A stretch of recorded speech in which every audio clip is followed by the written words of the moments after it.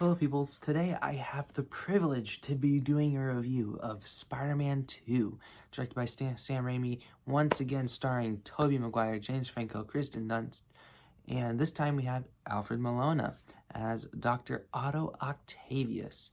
And I don't want to sound like everyone else, but this one's the best one. It's like you clicked on this video just to reaffirm that this is the best Spider-Man movie. This is my favorite Spider-Man movie. It's one of my favorite comic book movies. And if you thought I was gushing in the 2002 review for the first one, just wait till you see this one. Because this movie is just almost perfect. And I don't think there's such thing as a perfect movie. So when I say almost perfect, that's like a huge compliment. But things that they did much better, what makes this a much better movie than the first one, is that now we just have Tobey Maguire as Spider-Man, and the whole entire movie is just so entertaining as you see Tobey Maguire's Spider-Man go through a huge breakdown. He goes through some class grade A plus pitch perfect character development that you can only get so well done with Sam Raimi directing.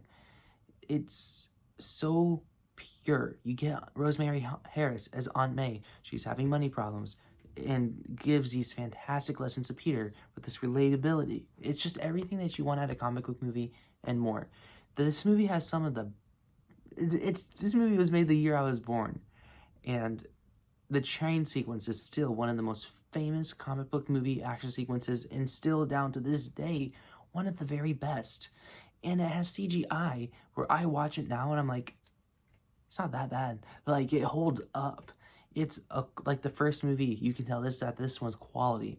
But what makes this one so much better is that he's, basically dealing with these struggles the whole entire movie.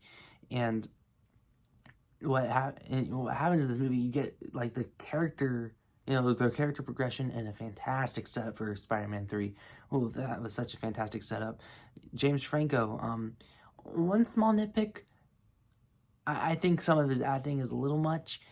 Yeah, it's corny, but I think there's there's some moments where I'm like, okay, James Franco, you're giving it kind of too much of your all, if that makes sense. I found Mary Jane in this movie to be very frustrating, as a person, as a human being, as Tommy Wiseau says. I just found her character very frustrating in this movie. But it's not necessarily a bad thing. It's just I didn't care for her character. Maybe it was purposely written the way that she was, and it's not necessarily a big complaint of mine, because that's not what I go into this movie to see.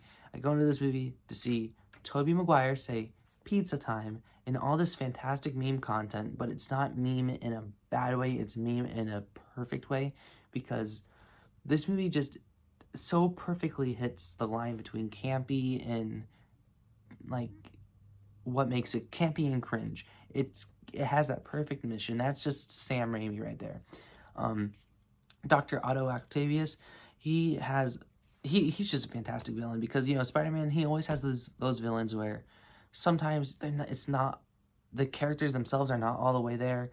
He tries to save instead of put to jail or kill. Of course, Spider-Man doesn't kill, and it just really hits those just Sam Raimi notes and Spider-Man notes. And the reason why this review doesn't sound like I'm getting very detailed is because we all know what this movie does, right? And so it's like, I've heard other people dive deep into it before and do it better than I ever could. So I'm just trying here, because there's just so many standout scenes in this movie, whether it's Tobey saying goodbye to the Spider-Man suit, whether it's him just talking with Aunt May, whether it's him talking with the doctor about metaphorically if he should be Spider-Man or not. Him getting the suit back, him revealing himself as Spider-Man to Mary Jane. Alfred Molina, I will not die as a monster. It's just perfect. The scene where Harry finds out that Peter's Spider-Man, and then James Franco actually did give a really good performance in that scene. And it's just all so well done. It has that personal connections even more so in this movie. This is probably the most personal movie there is to Spider-Man, because everything just kind of links in a way where it doesn't feel convenient, but it just feels natural to the story. It doesn't feel they're placed there to connect later. It just feels like the way it played out. And that's the best thing you could say about a plot of the movie. It felt natural of what happened, because yeah, this movie has perfect heart, perfect action, perfect message. It's a fantastic Spider-Man movie, and it's one of the best comic book movies ever made. I'm gonna give Spider-Man 2004. Well, I'm used to calling it the year. Spider-Man 2 a 9.5 out of 10. I love this movie. Next we have Spider-Man 3. So yeah, join in for the next video to see what I thought of Spider-Man 3, and then a couple days after that, we'll get into the Amazing Spider-Man movies. So yeah, anyways, like, share, subscribe, and stuff like that, and adios.